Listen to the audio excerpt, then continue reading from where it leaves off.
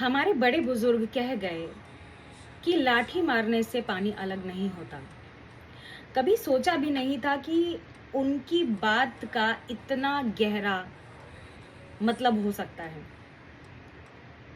उनका अर्थ ये था कि परिवार और संबंधी आपके जीवन में एक इतनी महत्वपूर्ण भूमिका निभाते हैं कि आपका जीवन बड़ा ही सुंदर और मनोरम हो जाता है।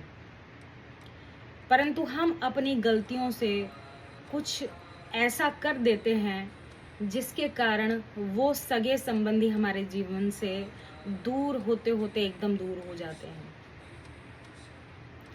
हम इतना नहीं सोच पाते कि हम अपने जीवन में पराये लोगों के सामने इतना झुकते हैं, इतना उन्हें बर्दाश्त करते हैं। उनकी कम से कम करोड़ों गलतियां हम बर्दाश्त करते हैं और उनसे हमारे रिश्ते सही चलते रहते हैं। तो क्या 10-20 गलतियां हम अपने परिवार की माफ नहीं कर सकते? और अगर आप ध्यान से देखेंगे तो उनमें आधे से ज्यादा गलतियां तो आपकी ही होंगी। जो गलती करता है सबसे पहले वही मनमुटाव ले आता है। और आपको मैं बताना चाहूंगी कि आप संपत्तिवान बनना चाहते हैं। आप ये सोचते हैं मेरे पास खूब धन हो, खूब संपन्नता हो। धन क्या है, संपन्नता क्या है? मैं ये नहीं कहूंगी कि धन जरूरी नहीं है, लेकिन एक सबसे बड़ा धन जो कि धन से भी बड़ा धन है वो है आपका परिवार। यदि आप बहुत कमाते हो, बहुत धन हो आपके पास और आपका परिवार ही आपके साथ ना हो, आपके अपने ही आपसे खुश ना हो, तो आपका धन कमाने का क्या मतलब? आप अपनी खुशियां उनके साथ कैसे बांटेंगे?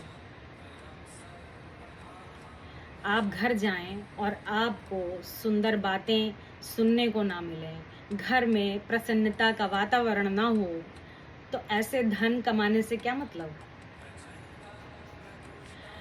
इसलिए आप अपने परिवार का जितना भी बैड पार्ट है उसको इग्नोर करें। आज उसने मुझे ये कह दिया, कल उसने मुझे वो कह दिया, ये तो बिल्कुल भी मत सोचें। कह दिया तो एक बार बुरा मानना कोई बात नहीं, थोड़ी देर के लिए आप बुरा मान सकते हैं, पर ये सोचना वो मेरे बारे में बड़ा उल्टा सीधा सोचता है, ये सबसे बड़ा गलत पॉइंट है आपकी लाइफ का। कोई कुछ नहीं सोचता आपके बारे में, आपके बारे में सिर्फ आप सोचते हैं।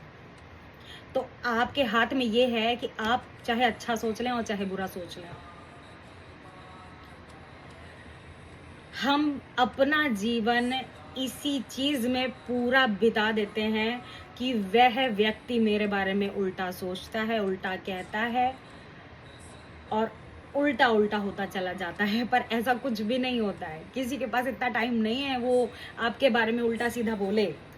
भाई उसकी अपनी लाइफ है, उसकी अपनी टेंशन्स हैं। इतना कौन खाली बैठा हुआ है कि वो इतनी दूर बैठ करके वो आपके बारे में सोच रहा है कि अरे ये तो ऐसे हैं। ऐसा कुछ भी नहीं है। हाँ, कभी गलती से आपने सुन लिया तो आप उसको पूरी जिंदगी घसीटते चले जा रहे हैं, ऐसा भी नहीं है। ऐसा नहीं करना चाहिए। अपने परिवार को बचा के रखिए, अपने संबंधियों को बचा के रखिए, क्योंकि जिनसे आपने अभी रिश्ता रख रखा है जरूरी नहीं कि वो आपके दुख में आपके काम आए। सुख में भले ही वो आपके काम आ जाएं, पर दुख में सिर्फ और सिर्फ परिवार काम आता है। वो ना चाह करके भी आपके दुख को नहीं देख पाएगा। सुखी होगा तो कहेगा अरे चलो सुखी हैं, कोई बात नहीं, हमारी तो टेंशन नहीं है ना। पर दुख वो आपको बर्दाश्त नहीं कर पाएगा। क्यों? क्योंकि भगवान ने उनको हमारा संबंधी बना करके भेजा है, किसी कारण से बनाया होगा। ईश्वर की बनाई हुई चीज से हम कैसे दूरी कर सकते हैं? और अगर हम दूरी करते हैं तो हमें इस चीज का कितना खामियाजा भुगतना पड़ता है, हम कितने दुखी रहते हैं, समाज में हमारी कितनी अपकीर्ति होती है। अब सोचिए, ये समाज ही आपको उनसे दूर करता है और ये समाज ही बाद में कहता है अरे इनका तो अपने परिवार में ही किसी से नहीं बनती है, इनकी आप क्या बात करते हैं। इसलिए परिवार को बचा के रखिए। आपको लगता है कि मैं बड़ा हूँ तो मैं कैसे झुकूँ, ये भी गलत है। बड़े होकर के भी आप छोटों के आगे झुक जाइए, क्योंकि वो तो छोटे हैं ना, उन्हें इतनी समझ कहाँ, उन्हें परिवार की इतनी समझ कहाँ, उन्हें परिवार की इतनी ज़रूरत कहाँ, क्योंकि उनके नए पर निकल रहे हैं। उनको लगता है कि मेरे पास सब कुछ है, मुझे किसी की ज़रूरत नहीं। क्योंकि एक वक्त आप भी यही सोचते थे कि मुझे इनकी ज़रूरत नहीं। इसलिए छोटों के आगे आप इसलिए झुक जाइए क्योंकि वह छोटे हैं, अभी उन्होंने ज़्यादा ज़िंदगी नहीं देखी। जब वह पूरी ज़िंदगी देख लेंगे, उन्हें समझ में आ जाएगा कि हमारे जीवन में कितनी ज़्यादा ज़रूरत है हमारे परिवार की। वह खुद ही अपनी गलती स्वीकार करेंगे एक दिन।